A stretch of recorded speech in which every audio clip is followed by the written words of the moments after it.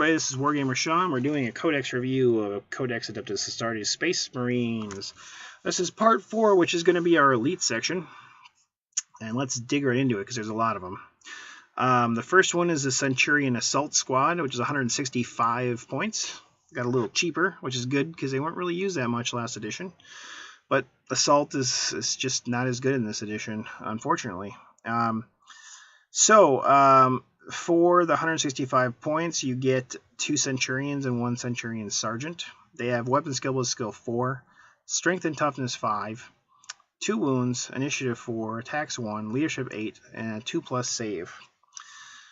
They have Twin-Linked Flamer, and they have an Ironclad Assault Launchers, as well as 2 Siege Drills.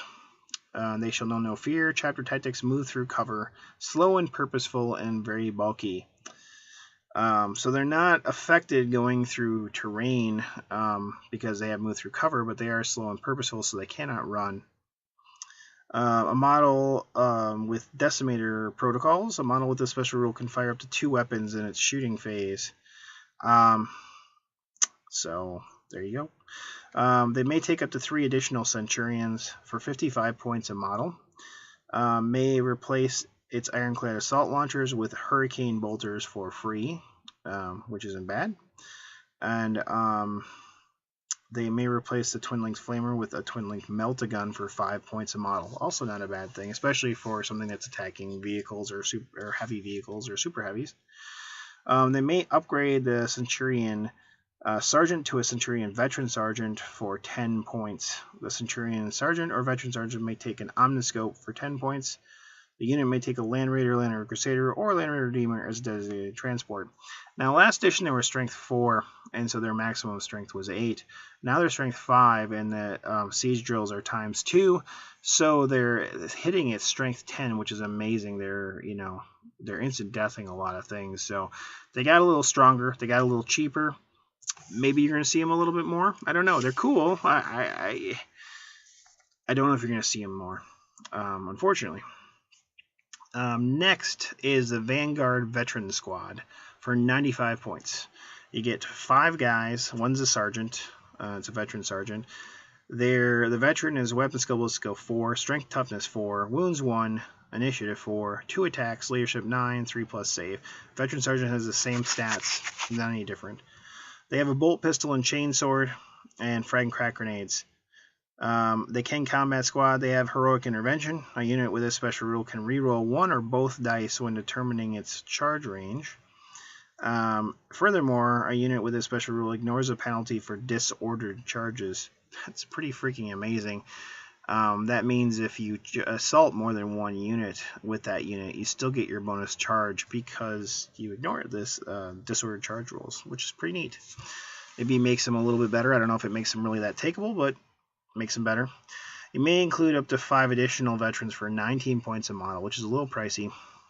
Any model replaces bolt pistol and or chainsword with one of the following: a power weapon or lightning claw for 5 points, a grav pistol, plasma pistol, or power fist for 15 points. That's cheap for the power fist. Thunder hammer for 20 points, a storm shield for 10 points, which is also kind of cheap. Any model may take metal bombs for 5 points. The entire squad may take jump packs for 3 points a model, which makes them like 22 points a model. A veteran sergeant may replace his chainsword with a relic blade for 15 points. And they may, if they do not select jump packs, they may take a drop pod, Rhino, Razorback as a designated transport. I like these guys. They got a little bit better, but they're still very expensive. I don't know. I just don't think you're going to see them versus Assault Squad, especially since some Assault Squad's got some buffs with some special rules for some formations, and especially a expensive $400 GW exclusive one with Devastators and Assault Squad, which is really good, although it's sold already on the website. So if you check it out and you're watching this now, it's going to be too late because it's already, but you might be able to get a copy of it. It's on Bella Lost Souls as well, the special rules for it, but it's pretty amazing. A little too amazing if you ask me, but that's my opinion.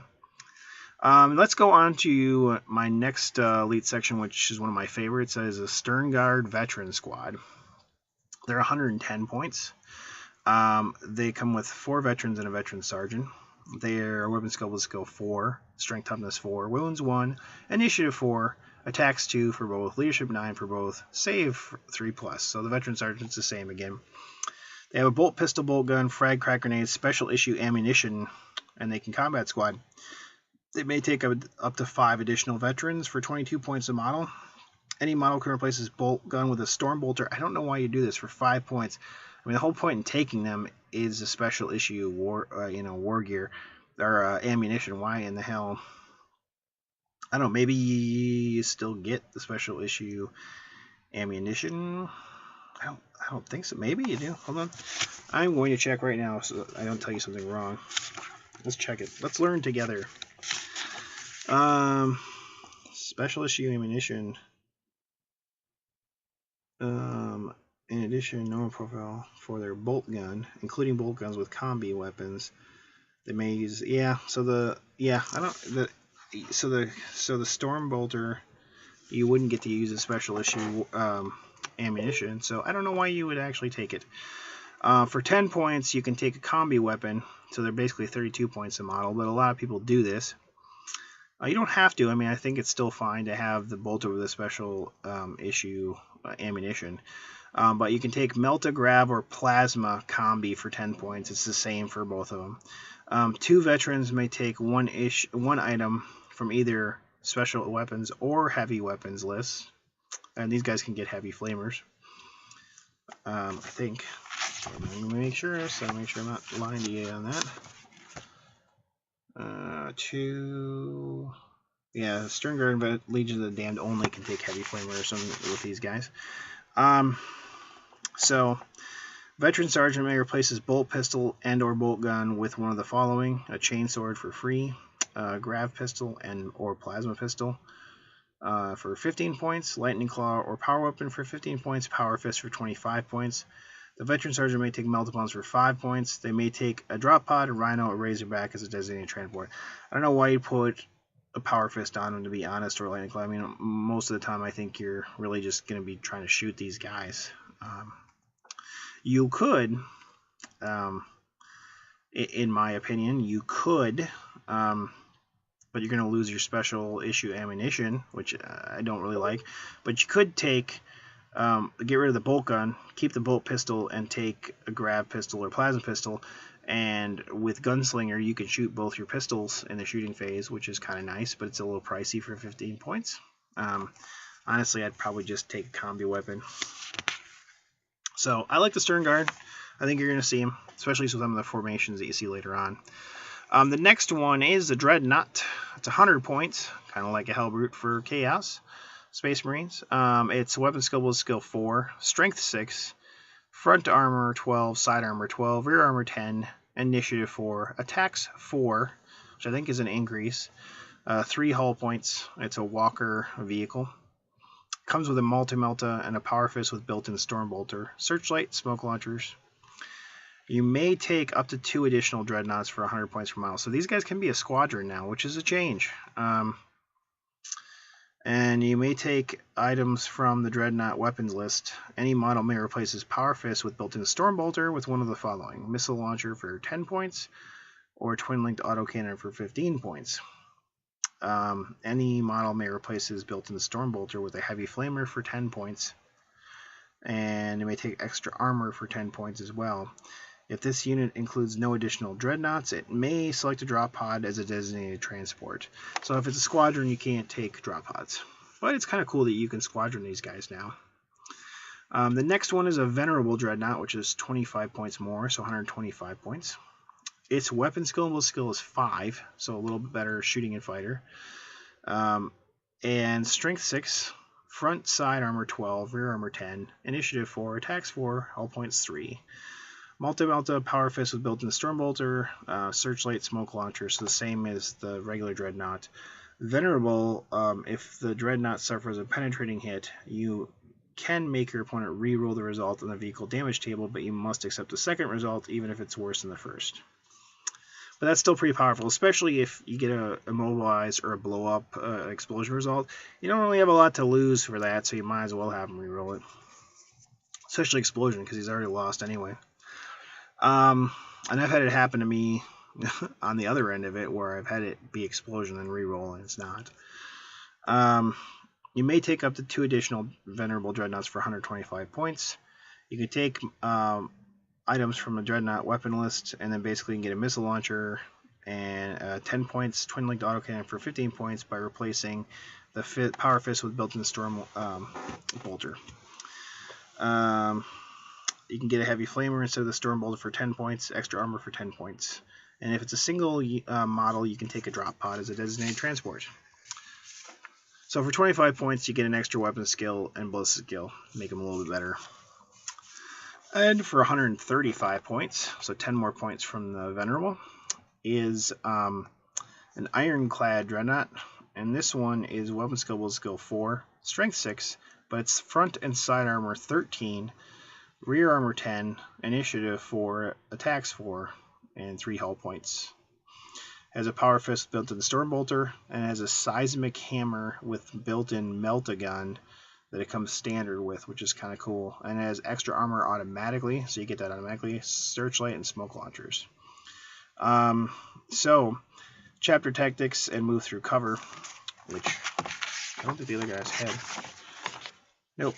So he's, for his points, he's got a better armor save, or armor value, which is good, but he's also got move through cover, and which means he's not getting nerfed on his charge through difficult terrain if he's assaulting, which is good. You may have 2 additional Ironclad Dreadnoughts for 135 points.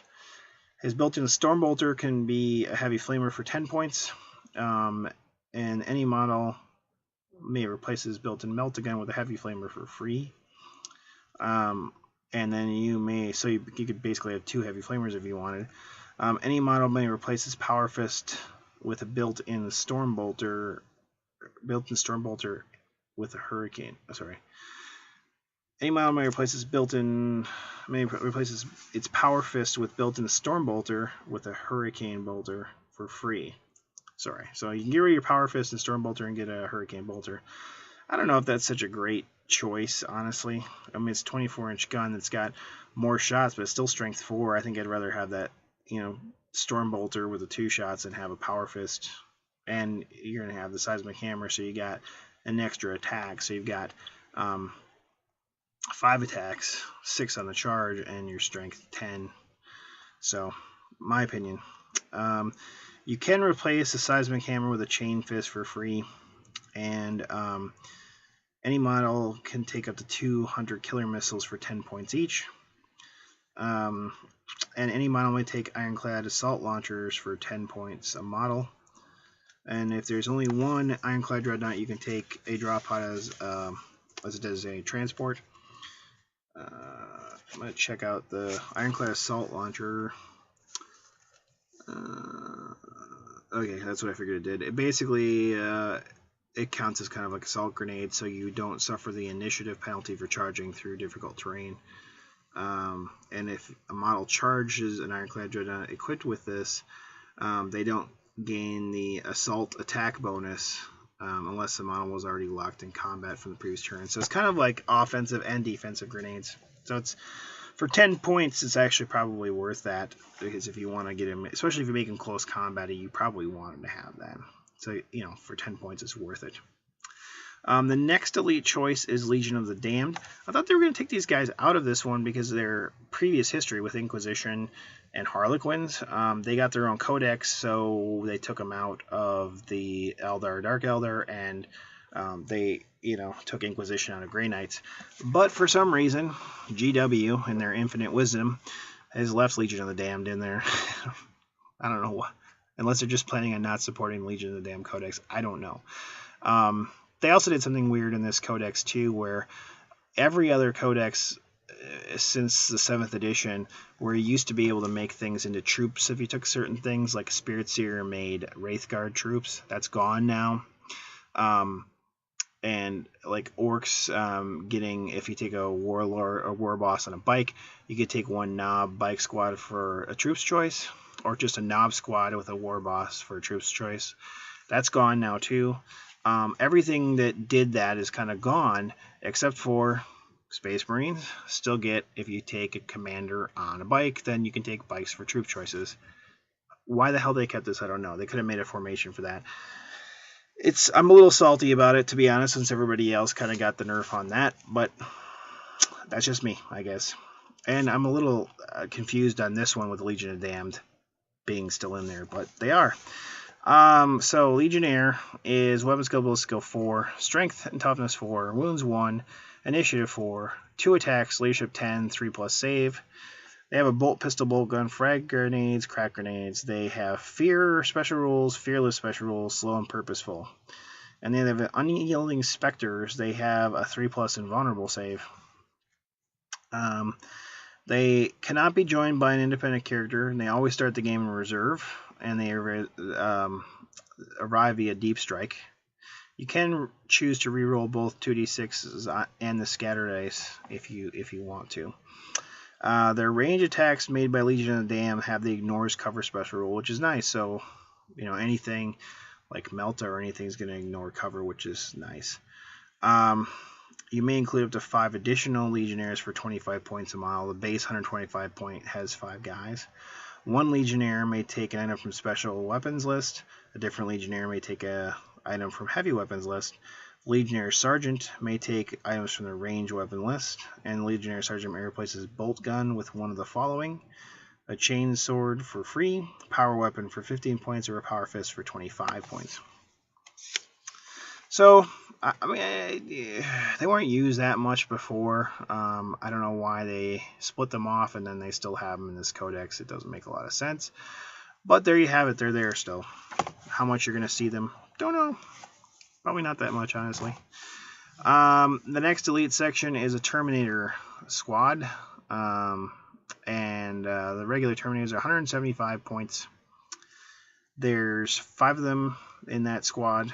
The weapon skill was skill 4, strength and toughness 4, 1 wound, initiative 4, 2 attacks, leadership 9, 2+ save. They have Terminator armor, a Stormbolter, a power fist, and the sergeant has a power sword. Why the hell he has a power sword versus a fist, I have no idea. I guess you've got to be wimpier if you're the sergeant. I don't know. They have They Shall Know No Fears, Chapter Tactics and Combat Squad. You can have 5 additional Terminators for 35 points a model. Any model replaces Power Fist with a Chain Fist for 5 points. I think that went down. I think they used to be 10 points, but maybe I'm wrong. But Chain Fists are nice. I wouldn't necessarily say the whole squad, but maybe 1 or 2 is a good idea for that extra thing on the vehicles. For every 5 models in the squad, 1 Terminator may choose one of the following. They replace a Stormbolter with a Heavy Flamer for 10 points. Stormbolter with an assault cannon for 20 points, or take a Cyclone missile launcher for 25 points. The unit may select a Land Raider, Land Raider Crusader, Land Raider Redeemer as a designated transport. So the Cyclone missile launcher, you can still have your Stormbolter with the missile launcher, but the other ones get rid of the Stormbolter. Kind of weird. I guess that's the way it's always been. I think the shooty Terminators are a little bit more viable than the assault ones, but Terminators are just very expensive right now, and a lot of DACA just brings them down enough armor saves. Terminator Assault Squad is the same points, 175 points. They have the same stats as the Terminator Squad. They have Terminator armor and 2 Lightning Claws each. That's what they come with stock, even the Sergeant. They have the same special rules. You may take up to 5 additional Terminators for 35 points a model. Any model may replace its 2 Lightning Claws with a Thunder Hammer and Storm Shield for 10 points each. So, it's going to be 50 points. So 225 points for a 5-man squad with Thunder Hammer and Storm Shield. You can take a Land Raider Crusader, or Land Raider Redeemer as a designated transport for them. Once again, unless you're taking a special formation, I don't think you're going to see Terminators that much in this edition. Once again, because Assault is hard in 6th and 7th edition. Next is the Assault Squad. Oh, sorry. I apologize. That is Festex. We're going to stop here. We're at about 20 minutes, actually, right about now. So we're going to stop here at the end of that. And next section, so part 5. Part 5, we are going to do the Festex section. Until next time, keep on wargaming and take care.